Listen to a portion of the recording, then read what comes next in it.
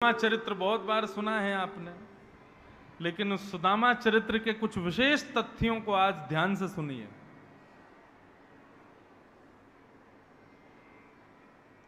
भगवान के एक सखा हैं। पहली बात तो बंधुओं, सुदामा जी का नाम नहीं है भागवत में, स्पष्ट कहीं भी नहीं लिखा कि भगवान के मित्र का नाम सुदामा है। ये तो वैष्णव जनों ने, संत जनों ने सुदामा जी का नाम रखा है। भगवान के सखा का नाम क्या है? सुदामा। मतलब जिसके पास सुंदर दाम है, जिसके पास सुंदर धन है, उसको सुदामा कहते हैं। जबकि सुदामा जी की हालत हम लोग सब सुनते हैं कथा में। पहनने को वस्त्र नहीं, रहने को घर नहीं, खाने को अन्न नहीं, पीने को जल नहीं। ऐसे व्यक्ति सुदामा, उनका नाम संत जनों ने सुदामा कैसे रख दिया? सुंदर दाम वाला, सुंदर धन वाला सुदामा। सुदामा जी के पास तो धन नहीं था, तो फिर नाम सुदामा क्यों रखा? संत जनों ने प्रत्युत्तर दिया, बोले कि सांसारिक धन जो है, सांसारिक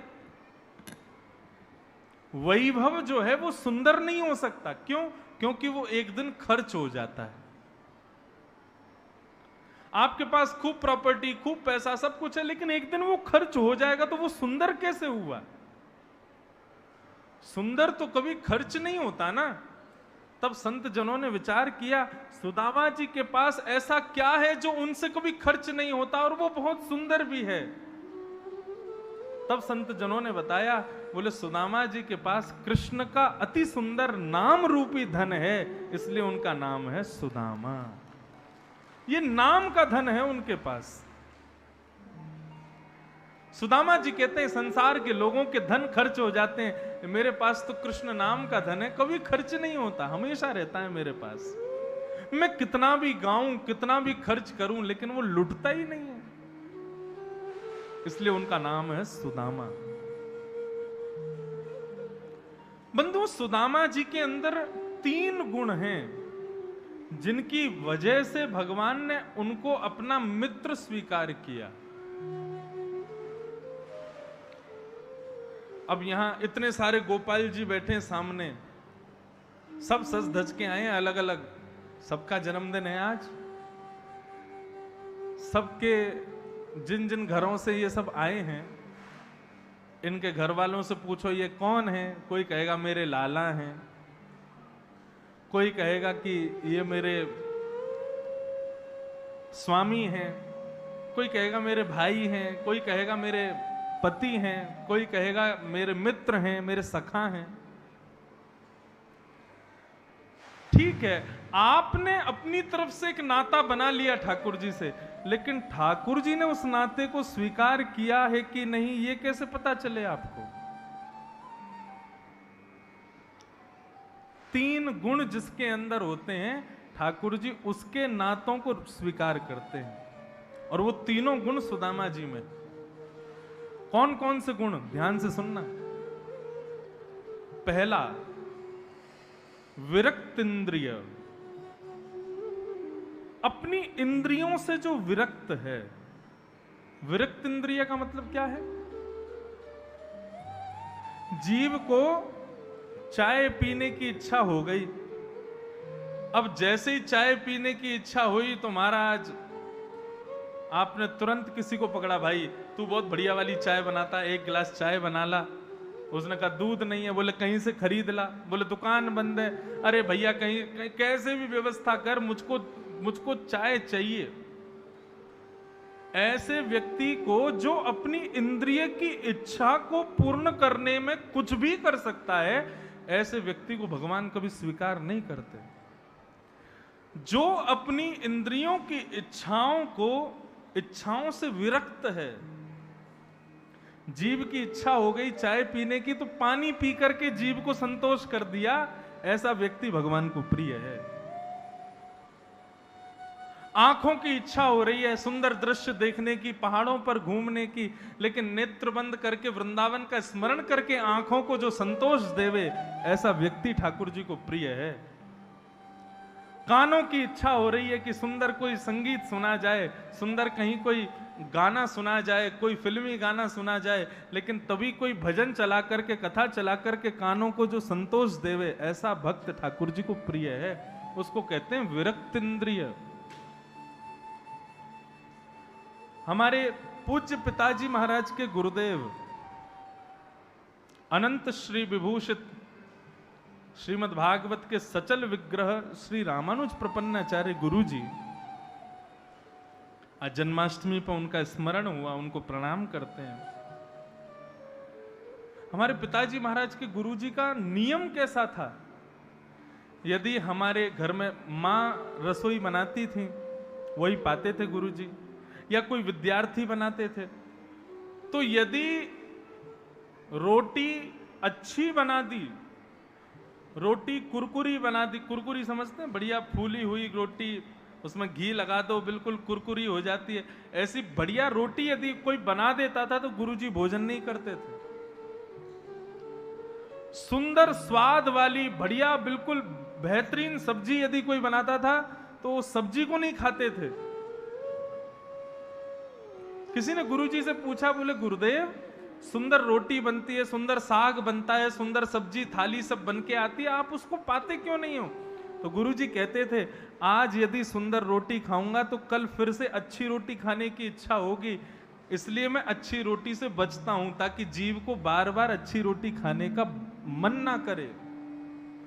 कोई अच्छी सब्जी बन जाती थी तो वो चख करके देखते थे, अच्छी यदि है, उसमें या तो पानी डाल देते थे या फिर उसमें दही मिला देते थे, उसके रूप को बिगाड़ देते थे। क्यों? कहीं मेरे मन को खाने की इच्छा ना हो जाए।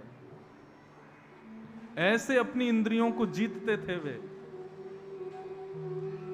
ऐसे जिसने अपनी इंद्रियों से जो विरक्त है, भगवान कहते हैं वो मुझे प्रिय है। पहला गुण विरक्त इंद्रिय। दूसरा गुण मेरे मित्र में क्या होना चाहिए? भगवान कह रहे हैं पहला गुण इंद्रियों से विरक्त रहे, जो मिल जाए उसको स्वीकार करे। जैसी रोटी मिल जाए, जैसी सब्जी मिल जाए, जैसा भोजन मिल जाए, जैसा रूम मिल जाए, जैसा खाना मिल जाए, जैसा पहनना मिल जाए, हर वस्तु को स्वीकार करे। और दूसरा गुण उसके अंदर होना चाहिए प्रशांत आत्मा। मेरा मित्र कैसा हो? बोले बहुत कम बोलने वाला, प्रशांत, शांत भी नहीं, प्रशांत, ज्यादा बोलने वाला ना हो। फालतू की बातें जब लोग करते हैं तो हमारा बड़ा मन करता है कि हम भी जाकर के सुने और फिर हम भी कुछ कहें। नहीं, ऐसा नहीं। कम बोले, बहुत कम अपने मुख से शब्दों को निकाले। जब बोले तब हरि चर्चा बोले, हरि कथा बोले, उसके अलावा कुछ ना बोले। भगवान कहते हैं जो बहुत कम बोलता है वो मुझे बहुत प्रिय है। प्रशांत आत्मा और जितेंद्रिय, देहाभिमान से जो शून्य है। ये तीन गुण जिसके अंदर हैं, पहला गुण इंद्रियों से विरक्त, दूसरा गुण प्रशांत आत्मा और तीसरा गुण जितेंद्रिय। देखो, जितेंद्रिय और विरक्त इंद्रिय एक प्रकार से एक ही बात है। विरक्त इंद्रिय का मतलब तो हो गया कि इंद्रियों से विरक्त, इंद्रियों को इच्छाएं पूरी ना करने वाला। और जितेंद्रिय का मतलब हो गया जिसकी इंद्रियों की इच्छा होती ही नहीं है। वो एक तो होता है रसगुल्ला सामने रखा है, आपका मन तो हो रहा है खाने का, लेकिन आपने कथा में सुना है जीव पर वशीकरण करो, इसलिए आप खुद को संभाल करके नहीं खा रहे हो। इसको कहते हैं विरक्त इंद्रिय। और एक होता है रसगुल्ला रखा है लेकिन तुम्हारा मन ही नहीं हो रहा खाने का, तुम्हारा मन ही नहीं जा रहा उस पर, इसको कहते हैं जितेंद्रिय। ठाकुर जी को ऐसा व्यक्ति प्रिय है। भगवान कहते हैं क्यों? क्योंकि कल को यदि मैंने उसको अपना सखा बना लिया और उसकी फालतू की चीजें खाने पीने देखने सोने की इच्छाएं हुई तो मुझे तो बड़ा कष्ट होगा उसको वो वस्तु देने में।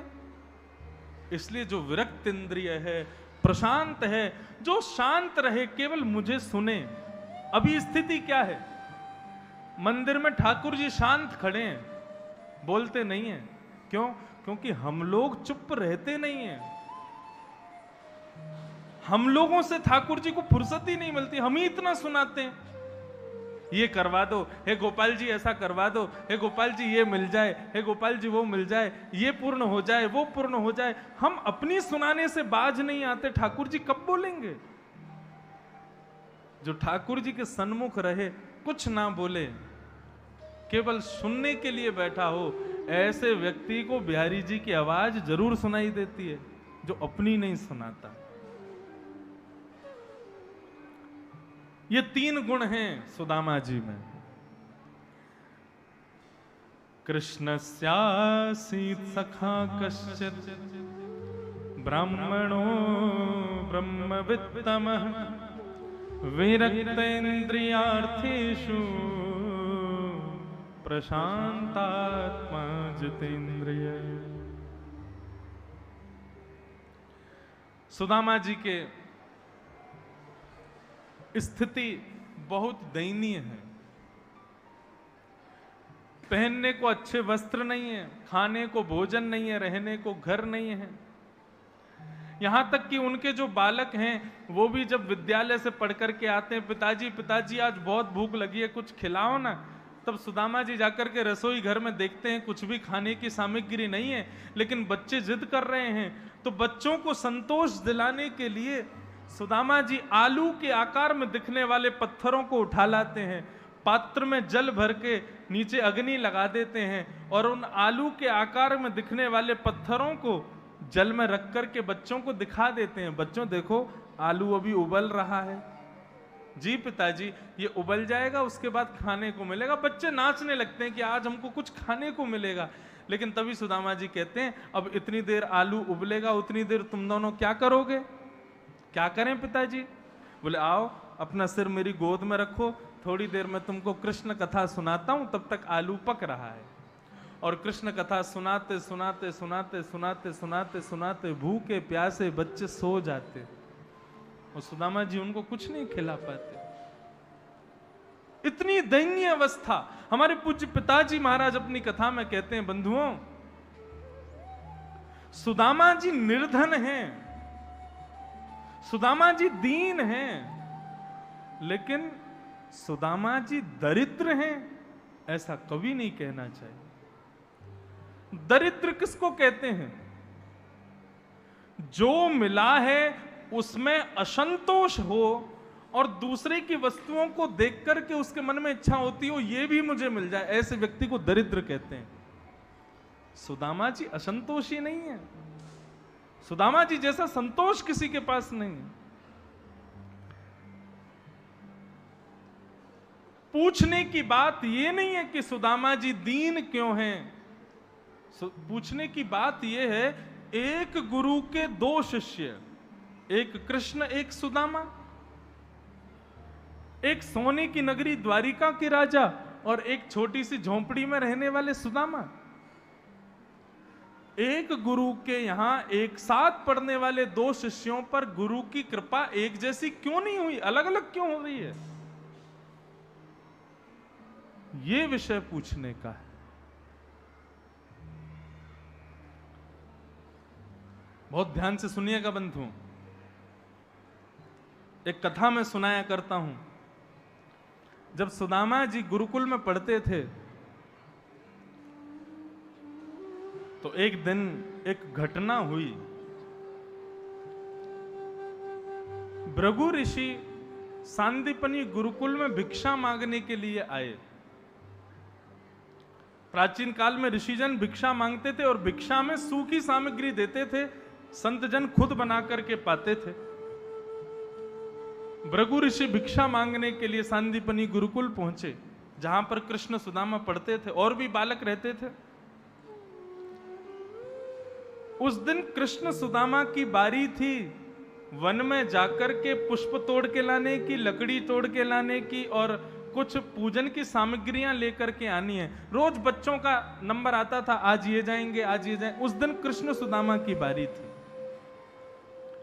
भृगु ऋषि गुरुकुल में आए और आकर के गुरु मां से कहने लगे, हे गुरु मां भिक्षाम देहि, भिक्षा प्रदान करो। गुरु मां ने कहा, बाबा आज तो गुरुकुल में ज्यादा कुछ देने को नहीं है, क्योंकि कल द्वादशी थी, परसों एकादशी थी, कल सारी सामग्री बन गई, बच्चों ने सब प्रसाद पा लिया, इसलिए आज कुछ ऐसा विशेष नहीं है। आप कल आ जाना, मैं कल आपको दे दूंगी। परंतु बंधुओं, गुरुकुल में कुछ था जो भृगु ऋषि को दिया जा सकता था, और वो थे पोटली में रखे हुए चने, जो कि कृष्ण सुदामा के लिए मां ने बांध के रखे थे कि दोनों बालक वन में जाएंगे, भूख लगेगी तो कुछ खा लेंगे। मां को पता था कि चने रखे पोटली में, मैं चाहूं तो इनको दे सकती हूं, लेकिन ये ऋषि हैं, ये जहां जाएंगे इनको मिल जाएगा। दोनों बच्चे बेचारे दोपहर में वन में जाएंगे, क्या खाएंगे, इसलिए वो पोटली उन्होंने नहीं दी। मन में विचार किया कि कृष्ण सुदामा किए, दोनों पालेंगे। बहुत सावधानी से सुनिएगा बंधु। भृगु ऋषि बोले, कुछ भी नहीं है मां। होते हुए भी मां ने मना कर दिया, नहीं है महाराज, क्षमा करो, आप कल आ जाना। भृगु ऋषि वहां से जाने लगे, लेकिन मनी मन चिंतन करने लगे, इतना बड़ा गुरुकुल, इतने सारे बच्चे यहां पढ़ते हैं, देने के लिए रसोई घर में एक भी सामग्री नहीं, ऐसा हो नहीं सकता। और भृगु ऋषि ने अपनी दिव्य दृष्टि से जब चिंतन किया तो उनको पता चला कि एक पोटली में चने रखे हैं, जो कि मां ने जानते हुए भी मुझको नहीं दिए। एक ऋषि का अपमान किया, एक संत का अपमान किया, उसको भिक्षा देने से मना कर दिया। मां, तुमने आज एक संत का अपमान किया है, लेकिन याद रहे मैं भी श्राप देता हूं, जो भी उन चनों को आज खाएगा वो लक्ष्मीहीन हो जाएगा, निर्धन हो जाएगा, उसके यहां से श्री चली जाएगी, खाने पीने के उसके लाले पड़ जाएंगे। मैं श्राप देता हूं, जो भी उस ऋषि को प्रदान करने वाली भिक्षा को पाएगा वो जीवन में कभी प्रसन्न नहीं रह पाएगा, उसके जीवन में लक्ष्मी नहीं आएगी, धन नहीं आएगा, श्री नहीं आएगी। ये श्राप भृगु ऋषि दे रहे थे तब वहीं वृक्ष के पीछे सुदामा जी खड़े होकर के कुछ कार्य कर रहे थे अपना, और तभी सुदामा जी ने भृगु ऋषि को देखा। वो प्रणाम करने के लिए आगे बढ़ने ही वाले थे कि इतने में भृगु ऋषि ने अपने हाथ में जल लिया और कहा, मैं श्राप देता हूं, जो भी उन चनों को खाएगा वो श्रीहीन हो जाएगा, लक्ष्मीहीन हो जाएगा। सुदामा जी ने जैसे ही सुना, सुदामा जी दौड़ करके गुरुकुल गए और गुरुकुल जाकर के गुरु मां से कहा, मां, रसोई घर में कोई पोटली रखी है जिसमें चने हैं। हाँ बेटा, वो चने तेरे और कृष्ण के लिए मैंने रखे हैं, तुम दोनों आज वन में जाने की तुम्हारी बारी है, क्या खाओगे, इसलिए मैंने वो चने रखे हैं, तुम ले जाओ, और सुनो, थोड़े कृष्ण के हैं और थोड़े तुम्हारे हैं, दोनों खा लेना मिल करके। सुदामा जी बोले ठीक है, और ले जाकर के उस पोटली को लेकर के सुदामा जी ने अपनी बगल में बांध लिया। जैसे निकलने लगे, गुरु मां ने कृष्ण को कहा, कृष्ण, तुम्हारे पक्ष के जो चने हैं वो मैंने सुदामा को दे दिए हैं, तुम पा लेना। भगवान बोले, हाँ भाई, मेरे चने कहाँ हैं? सुदामा जी बोले, कहीं भाग थोड़ी रखे हैं, मेरे पास रखे हैं, खा लेना। वन में पहुंचे, लकड़ियां आदि इकट्ठी करके भगवान बोले, बहुत जोर की भूख लगी है सुदामा, चने निकालो। सुदामा जी बोले, थोड़ा और आगे चलते हैं ना, वहां खाएंगे किसी वृक्ष के नीचे बैठ के। ठाकुर जी और आगे चलने लगे। ठाकुर जी बोले, सुदामा, अब तो भूख सहन नहीं हो रही, अब तो निकालो चने। सुदामा जी बचने का उपाय खोज रहे हैं, कैसे भी ये चने कृष्ण के मुख में नहीं जाने चाहिए। यदि चने का एक दाना भी कन्हैया ने अपने मुख में लिया तो ये शापित चने हैं, श्रीहीन हो जाएगा मेरा कन्हैया।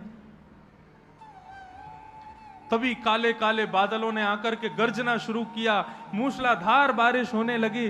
कृष्ण एक तरफ भागे, सुदामा दूसरी तरफ भागे। कन्हैया कहने लगे, अरे सुदामा, वहीं वृक्ष के नीचे खड़े रहना, अभी बहुत तेज बारिश है, थोड़ी देर में चलेंगे दोनों साथ में। सुदामा जी को लगा यही समय उचित है सुदामा। तुरंत सुदामा जी ने पोटली खोली, वृक्ष के नीचे खड़े होकर के चने खाने लगे। भगवान ने दूर से देखा, बोले सुदामा तू चने खा रहा है? बोले हाँ कन्हैया। बोले थोड़े से छोड़ देना, मेरे भी चने हैं उसमें, पूरे मत खा जाना। और देखते ही देखते आंसुओं की प्रपात हो रहे हैं सुदामा जी के। भगवान को देखते देखते एक एक मुट्ठी चावल सुदामा जी खा गए, एक दाना भी उसमें नहीं छोड़ा।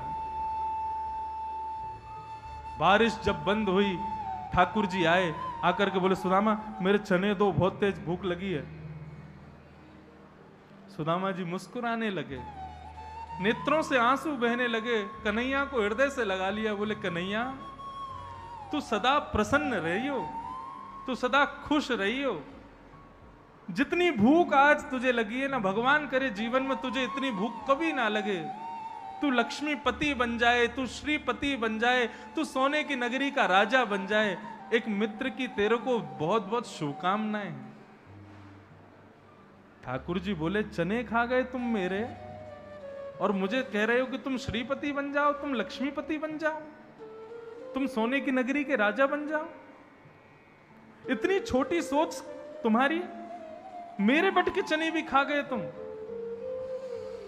लेकिन बंधुओं, वास्तविकता अब प्रकट हुई।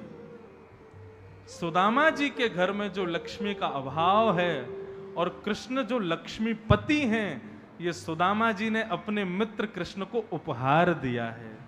ये सुदामा जी ने अपने मित्र कृष्ण को अपनी मित्रता का उपहार दिया है कि वो सोने की नगरी के राजा हैं।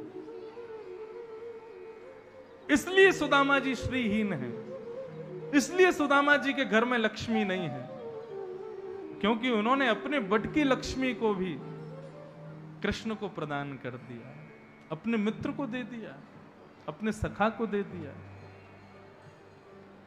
ऐसी स्थिति बंधुओं, सखा हो तो सुदामा जी जैसा हो, नहीं तो सखा होना ही नहीं चाहिए। आज सुदामा जी की ऐसी दयनीय स्थिति, उनकी पत्नी ने आकर के कहा कि मैंने सुना है आपके मित्र द्वारिकाधीश हैं, तो फिर आप उनसे मिलने क्यों नहीं जाते? सुदामा जी कहते हैं कहीं मिलने के लिए गया तो मेरे वस्त्र देख करके, मेरा स्वरूप देख करके, मेरी दीनहीन अवस्था देख करके कहीं कृष्ण को ये ना लग जाए गरीब है, कुछ मांगने आया है, इसलिए मैं नहीं जाता। वो मेरा सखा है, उसके हृदय में मेरे प्रति जो प्रेम है वो प्रेम बना रहे, कहीं मैं कोई मांगने वाला ना बन जाऊं। मेरा कन्हैया मुझसे छुपे ना कि अरे तो रोज रोज मांगने आ जाता, इसलिए मैं उसके दर्शन करने नहीं जाता। कैसा स्वाभिमान और कैसा प्रिय भाव सुदामा जी का। हम लोगों का भगवान से कोई संबंध नहीं है।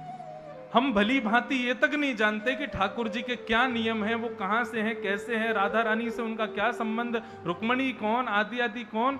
तब भी हम मांगने में पीछे नहीं हटते ठाकुर जी से। और ये ठाकुर जी का प्रिय मित्र है सुदामा, लेकिन कुछ मांगने आया है सुदामा, ये कन्हैया ना सोच ले, इसलिए कभी सामने नहीं जाते। मेरी अवस्था देख करके कन्हैया कुछ मुझे दे ना दे, इसलिए कभी कृष्ण के सन्मुख नहीं जाते।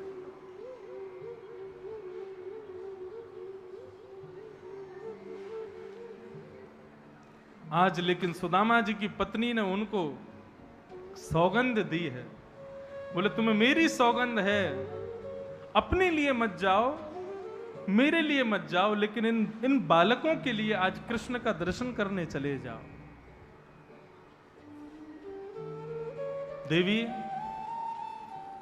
तुम यदि चाहती हो कि मैं कुछ मांग करके कन्हैया से लाऊं, तो आज निकलूंगा मैं यहां से और कह के जा रहा हूं जीवन में कभी आऊंगा नहीं लौट करके।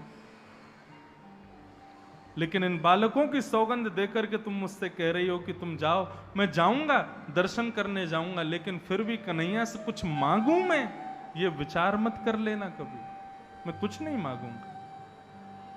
कृष्ण मेरा मित्र है, मेरा सखा है, मैं उससे कभी कुछ नहीं मांग सकता। लेकिन हां, तुमने सौगंध दी है तो मैं दर्शन करने जाऊंगा।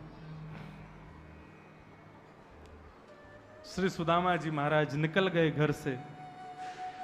पोटली बांध करके ले गए हैं। उस पोटली में 4 घर के चावल हैं। पोटली भी 3 जगह से फटी हुई है, वहां से उसको सिला हुआ है। ऐसी स्थिति।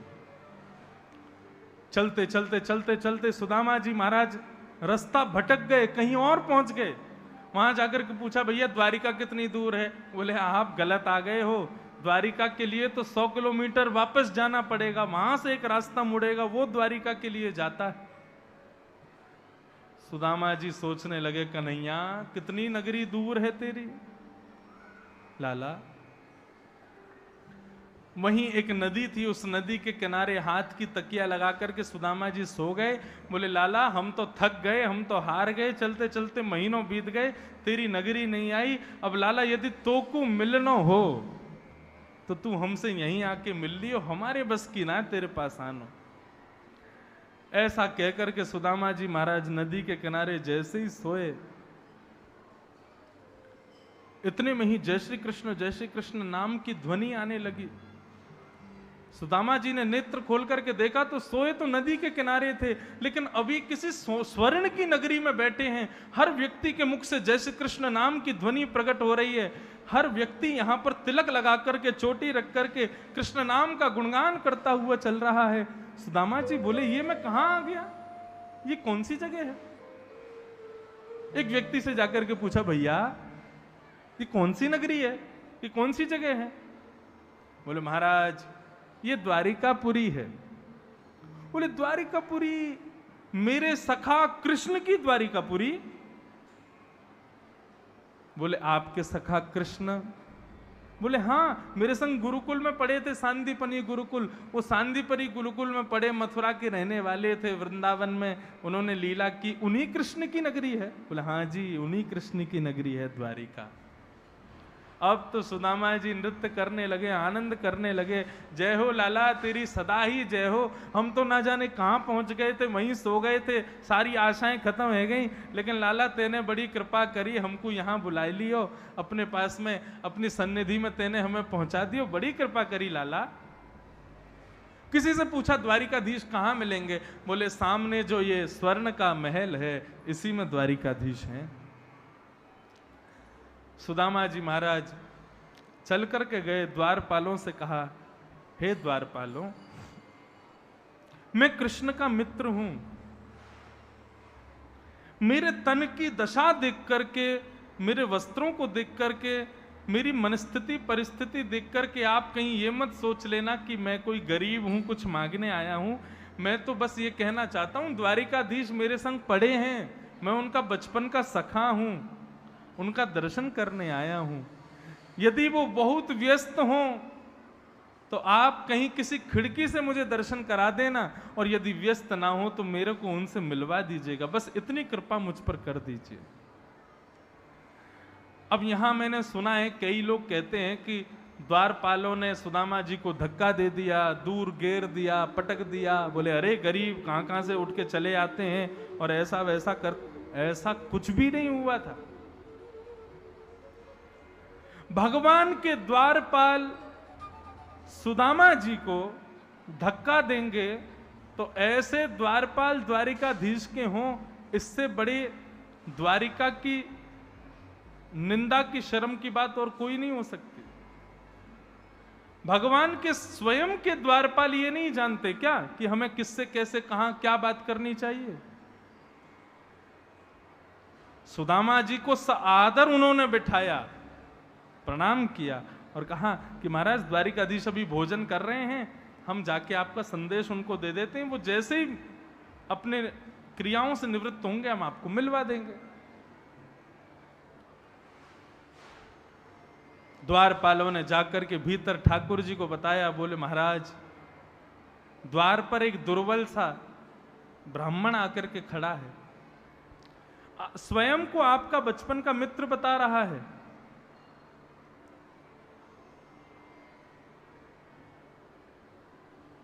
उसके तन की स्थिति ऐसी है, उसके वस्त्र ऐसे हैं, पांव में छाले पड़े हैं, सब स्थिति बताई और अंत में कहा वो आपके मित्र हैं। उन्होंने अपना नाम सुदामा बताया है।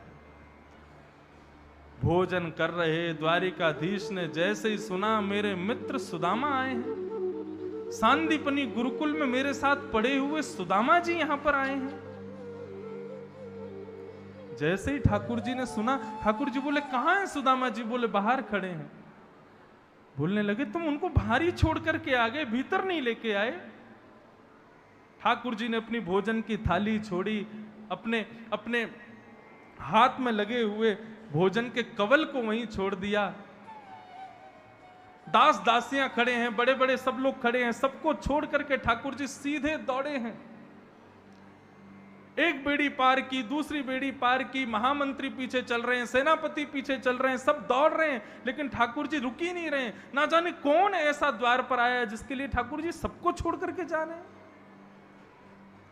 बड़े बड़े राजा जो ठाकुर जी से मिलने के लिए प्रतीक्षा में खड़े हैं, वे राजा भी मन में विचार कर रहे हैं ऐसा कौन आ गया जिसके लिए ठाकुर जी सब छोड़ के जा रहे हैं। द्वार पर एक पतले दुबले से दीनहीन से ब्राह्मण खड़े हैं। द्वारिकाधीश दौड़ करके गए और जाकर को उनको अपने हृदय से लगा लिया। बार बार उनके मुखमंडल को देखते हैं, फिर हृदय से लगाते हैं, फिर उनके मुखमंडल को देखते हैं, फिर हृदय से लगाते हैं। नेत्रों से अश्रु प्रपात करने लगे द्वारिकाधीश सुदामा जी को देख करके। बड़े बड़े राजा जो ठाकुर जी से मिलने के लिए 3-3 दिन से प्रतीक्षा में खड़े थे, उन सब राजाओं के मध्य से ठाकुर जी दीनहीन से सुदामा जी महाराज के गले में गलवैयां डाल करके लेकर के अपने भवन में प्रवेश कर रहे हैं। देख सुदामा की दीन दशा, करुणा करके करुणा निधि रोए। पानी परात को हाथ छुयो नहीं, नैनन के जल सो पग धो। सुदामा जी के चरण धोने के लिए ठाकुर जी ने परात मंगाई। जल लेकर के जैसे ही रुक्मणी जी आई, भगवान बोले इस जल की आवश्यकता नहीं है रुक्मणी। और सुदामा जी की तरफ दीन दशा को जब सुदामा जी की देखा ठाकुर जी ने, उनके चरणों के जब छालों को ठाकुर जी ने देखा, नेत्रों से ऐसे करुण अश्रु प्रकट हुए। उन अश्रुओं से ही ठाकुर जी ने सुदामा जी के चरणों को धो दिया। उस अश्रु जल को एक पात्र में इकट्ठा किया और रुक्मणी जी को देकर के ठाकुर जी कहने लगे, रुक्मणी जी जाओ और जाकर के इस जल को पूरी द्वारिका में इसका छिड़काव कर दो ताकि हमारी द्वारिका नगरी पवित्र हो जाए। आज सुदामा जी हमारे यहां आए हैं। बंधुओं, ये दीनता ठाकुर जी को प्रिय है।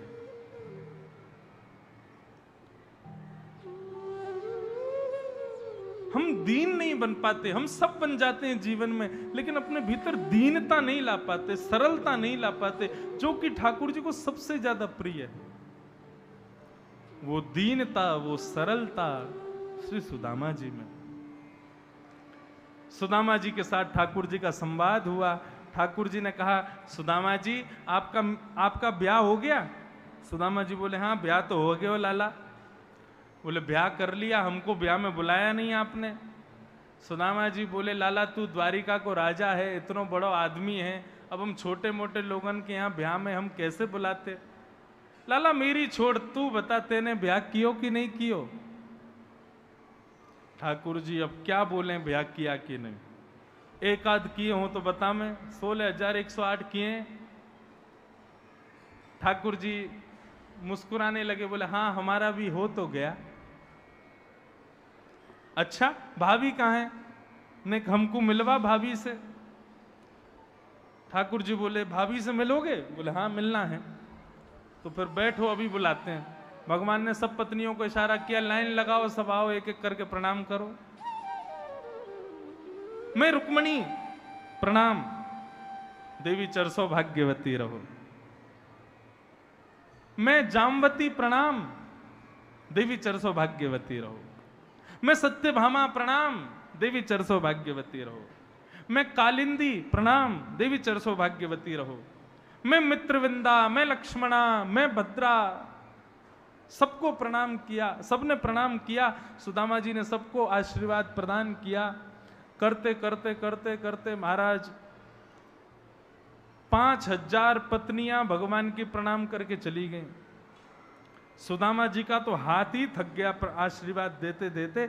सुदामा जी ने धीरे से भगवान से कहा, लाला मैंने तो सो कही कि तू भाभी से मिलवा दे, लेकिन तेने तो पूरे नगर से ही मिलवा दियो। भगवान बोले, ये सब भाभियां हैं आपकी जितनी प्रणाम करके गई हैं। बोले इतनी सारी? बोले हाँ। बोले और कितनी है? बोले अभी तो 5000 हुई हैं, अभी तो 14, अभी तो 11000 और बची हैं। बोले लाला हमने एक ब्याह कियो और वहां में भी तो को नहीं बुलाया तो तू हम पे नाराज है रहे हो। तेने इतने सारे ब्याह किए, अरे कोई एक में ही हमें बुला ले तो। 16108 ब्याह। ठाकुर जी बोले इनमें से कितने ब्याहों में तो मैं भी नहीं गया था, बिना मेरे ही ब्याह हो गए। 16108 ब्याह। सुदामा जी बोले लाला मैं तो यूं कहना चाह रहा हूं, इन सबन को आशीर्वाद दूंगा तो बहुत समय निकल जाएगा। एक काम कर, इन सबन की तरफ से तू मुंह को प्रणाम कर ले, मैं तो को आशीर्वाद दे दूंगा। और सबकी तरफ से ठाकुर जी ने सुदामा जी को प्रणाम किया और सुदामा जी ने ठाकुर जी को ही आशीर्वाद दे दिया। ये प्रेम है कृष्ण सुदामा का। अन्य अन्य कई बातें हुई। ठाकुर जी से आज्ञा लेकर के सुदामा जी महाराज शाम को ही बोले लाला मैं जाऊं। ठाकुर जी ने एक क्षण भी ये नहीं कहा कि सुदामा जी रुक जाइए, 2 दिन बाद चले जाना या और कुछ। ठाकुर जी ने भी हाथ जोड़े, बोले अच्छा अगली बार जल्दी आना, बच्चों को भी लाना, भाभी को भी संग लेके आना। सुदामा जी बोले ठीक है। परंतु रुक्मणी जी को यह बात अच्छी नहीं लगी। रुक्मणी जी ने जाकर के भगवान से कहा कि भगवान कोई साधारण सा व्यक्ति भी हमारे यहाँ आता है तो हम भी उसको एक रात रुकने के लिए तो बोलते हैं। आपने सुदामा जी को एक क्षण भी ज्यादा रुकने के लिए एक औपचारिक भाव से ही कह देते कि सुदामा रुक जाओ, आपने बिल्कुल नहीं बोला। क्यों? इतनी दूर से सुदामा जी आए थे, आपके इतने अच्छे मित्र थे, तो उनको 10-5 दिन रोकना चाहिए था। आपने एक दिन का भी निवेदन नहीं किया। ठाकुर जी बोले देवी मुझे सुदामा जी से ज्यादा फिक्र है मेरी भाभी की। सुदामा जी को यहां पहुंचने में महीनों लग गए और जब से सुदामा जी घर से निकले हैं मेरी भाभी ने कुछ खाया नहीं है।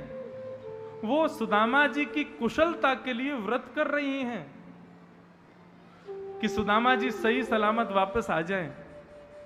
अब आजकल की पत्नियां तो पति कहीं बाहर जाता है तो फोन कर लेती हैं, वीडियो कॉल कर लेती हैं, पूछ लेती हैं कहां हो, कैसे हो, क्या कर रहे हो, बताओ। लेकिन अब सुदामा जी जब गए थे द्वारिका, अब उनकी पत्नी कैसे पूछे कि आप कहां हो, ठीक हो कि नहीं, पहुंच गए कि नहीं, कुछ खाया कि नहीं। तो प्राचीन काल में माताएं क्या करती थी, जब फोन वोन नहीं होते थे तो अपने पति के नाम का दीपक जलाती थी और करवा चौथ की तरह रोज व्रत करती थी। किस लिए व्रत करती थी? कि हमारे पति सही सलामत वापस आ जाए। हम यहां खाना ना खाएंगी, हम यहां पर व्रत करेंगे तो हमारी आयु उनको मिलती रहे, वो जहां कहीं भी हो वहां से कुशल सकुशल वापस आ जाए। ठाकुर जी बोले रुक्मणी जी मुझे सुदामा जी से ज्यादा चिंता भाभी की है, उन्होंने कुछ खाया पिया नहीं है। और सुदामा जी को यदि मैं कुछ दिन और रोक लेता तो भाभी ना जाने कितने दिन तक भूखी रहती। इसलिए मैंने सुदामा जी को रोका नहीं, मैंने जाने के लिए उनको कह दिया। ये बात सुनकर के रुक्मणी जी ने प्रणाम किया ठाकुर जी को। बोले मैंने तो सोचा कि आप ऐसे कैसे हो गए, सुदामा जी को जरा भी नहीं कह रहे हो कि रुक जाओ। लेकिन सत्यता अब पता चली आपने क्यों नहीं रोका। सुदामा जी लौट करके आए महीनों बाद, जब पहुंचे अपने नगर में तो नगर के तो हाल ही बदल चुके थे। सुदामा जी की जहां कुटियां होनी चाहिए थी वहां पर बड़े बड़े महल खड़े थे। द्वारपालों से जाकर के सुदामा जी ने पूछा भैया ये कौन सा नगर है? बोले ये सुदामापुरी है। बोले सुदामापुरी ये कब बनी? बोले अभी बनी है कुछ महीने पहले। अच्छा भैया किसकी है ये नगरी? बोले सुदामा जी की नगरी है। बोले कौन सुदामा जी? बोले हमको नहीं पता सुदामा जी कौन है, लेकिन ये नगरी उन्हीं की है। सुदामा जी बोले कोई सेठ जी होंगे सुदामा नाम के, हमारे तो हो नहीं सकते। और यदि मैं ऐसा सोचूं कि कृष्ण ने मुझ पर कृपा की है, तो कन्हैया ने तो मेरे वस्त्र भी नहीं बदलवाए, एक रात रुकने तक के लिए नहीं कहा, मुझ पर कृपा तब नहीं की, तो अब क्या करेंगे? बोले भैया मैं तो केवल इतना पूछना चाहता हूं, मेरी यहाँ छोटी सी कुटिया थी, मेरे बच्चे मेरी पत्नी उसमें रहते थे, वो कहाँ हैं, बस इतना बता दो। बोले हमको नहीं पता। बोले सुदामा जी को बुला दो। बोले सुदामा जी हैं नहीं, वो कहीं विदेश गए हैं। सुदामा जी बोले उनकी पत्नी तो होगी, पत्नी को बुला दो। सुदामा जी मनी मन सोचने लगे, यदि पत्नी बढ़िया सजी धजी हुई तो समझ जाएंगे कि सेठ जी की पत्नी है, और यदि हमारी पतली दुबली सी सुशीला हुई तो हम समझ जाएंगे कि हमारी पत्नी है, कन्हैया ने कुछ चमत्कार किया है। परंतु अब 5-6 महीने में सुदामा जी की पत्नी ने भी खूब, जब आवे संतोष धन सब धन धूरी समान, ऐसा कहते हैं जब धन बहुत ज्यादा बढ़ जाता है ना, तो ये पेट, ये गाल अपने आप गोल मटोल हो जाते हैं, पेट अपने आप गोल मटोल हो जाता है, आदमी होता नहीं है। संतोष धन से अपने आप हो जाता है। कई लोग सोचते हैं हम बहुत खाने से मोटे हो गए, नहीं, शास्त्रों में आज्ञा है, सर्पा पिबंति पवनम न च दुर्बलास्ते, शुष्कई तृणई वन गजा वलिनो भवंती, कंदई फलई मुनि गणा रमयंति काल, संतोष एव पुरुषः परमम निदानम। व्यक्ति जब संतोष करता है ना, तो संतोष का मतलब प्रसन्न रहता है ना, तो पानी भी यदि पीता है तो पानी भी उसके शरीर को मोटा कर देता है। और चिंता में रहने वाला व्यक्ति कितने भी 56 भोग खाए, वो रहेगा पतला दुबला ही। हाँ, हमारे संग कई पंडित जी रहते हैं, 10 रोटी रोज खाते हैं, लेकिन ऐसे हैं फूंक मार दो बिना वीजा के ऑस्ट्रेलिया पहुंच जाएंगे। और कई पंडित जी ऐसे हैं बेचारे 2 रोटी खाते हैं, लेकिन फिर भी 1 किलो वजन उनका 2 दिन में ही बढ़ जाता है। क्यों? संतोष एव पुरुषः परमम निदानम। संतोष में, संतोष से अंग बढ़ता है, संतोष से शरीर बढ़ जाता है। तो संतोष जब आ गया तो महाराज सुशीला जो पतली दुबली थी, उनकी झुर्रियां पड़ गई थी आदि आदि, संतोष आ गया, इतना धन आ गया, तो शरीर वरीर सब बढ़िया हो गया उनका। जैसे ही सुशीला आई सामने से, सुदामा जी को लगा ये तो कोई महाराज कोई अप्सरा आ रही है, कोई देवताओं की, कोई गंधर्व की कोई पत्नी होगी। सुदामा जी बोले ये हमारी पत्नी नहीं है। प्रणाम करके जैसे ही जाने लगे, पीछे से आवाज आई सुदामा जी। पीछे मुड़ करके देखा तो सुशीला के बगल में शंख चक्र गदा पद्मधारी द्वारिकाधीश वहीं खड़े हैं। बोले कहां जा रहे हो? ये सुशीला है आपकी पत्नी, ये आपका घर है, ये आपका नगर है, अब यहीं रहना है आपको। सुदामा जी बोले लाला मैंने 200 कछु मांगो नहीं, तेने इतना सब कछु काई को दे दियो। भगवान बोले मुझसे जो कुछ मांगता है सुदामा जी उसको मैं तुच्छ देता हूं, लेकिन जो मुझसे कुछ नहीं मांगता उसको तो मैं खुद को दे देता हूं। हाँ, 3 बातें याद रखना, तुच्छ, कुछ और सब कुछ। भगवान से कुछ मांगोगे तो तुच्छ मिलेगा, कुछ नहीं मांगोगे, दर्शन करोगे तो भगवान कुछ देंगे, लेकिन भुजा उठा करके खुद को समर्पित कर दोगे तो भगवान सब कुछ दे देंगे, खुद को भी दे देंगे। ऐसे सुदामा जी को हम बारंबार प्रणाम करते हैं और सुदामा के परम मित्र श्री द्वारिकाधीश को प्रणाम करते हैं। बोले द्वारिकाधीश की। एक हमारे वृंदावन के परम विद्वान श्री बिंदु जी महाराज का एक पद है, और पद क्या है, ठाकुर जी से शिकायत है, हे ठाकुर जी आप बदल गए हो, आपका स्वभाव पहले बहुत अच्छा था, अब आप बदल गए हो। आपने सुदामा पर कृपा की, आपने द्रौपदी पर कृपा की, सब पर कृपा की, लेकिन हम पर कृपा नहीं कर रहे हो। क्यों? क्योंकि आप बदल गए हो। बिंदु जी के इस पद को गाइए, उसके बाद फिर कथा को विश्राम की ओर ले चलेंगे। क्या कह रहे हैं बिंदु जी महाराज? क्या वह स्वभाव पहला सरकार अब नहीं है? क्या वह स्वभाव पहला सरकार अब नहीं है? हम दीनों के वास्ते क्या दरबार अब नहीं है? हम दीनों के वास्ते क्या दरबार अब नहीं है? ओ क्या वह स्वभाव पहला सरकार अब नहीं है? क्या वह स्वभाव पहला सरकार अब नहीं है? ओ या तो दयालु मेरी दृढ़ दीनता नहीं है, या तो दयालु मेरी दृढ़ दीनता नहीं है? या तो कभी कभी ऐसा लगता है शायद मेरी दीनता में कोई कमी होगी, मुझ में ही कमी होगी जो आप मुझ पे कृपा नहीं कर रहे हो।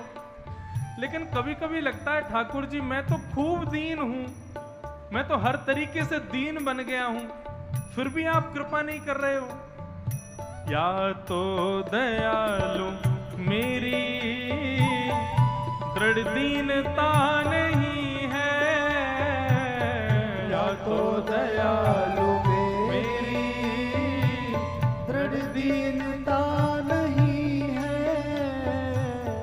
या दीनों की तुम्हें अब, या दीनों की तुम्हें अब दरकार अब नहीं है? या दीनों की तुम्हें दरकार अब नहीं है? ओ क्या वह स्वभाव पहला सरकार अब नहीं है? क्या वह स्वभाव पहला सरकार अब द्वारिकाधीश की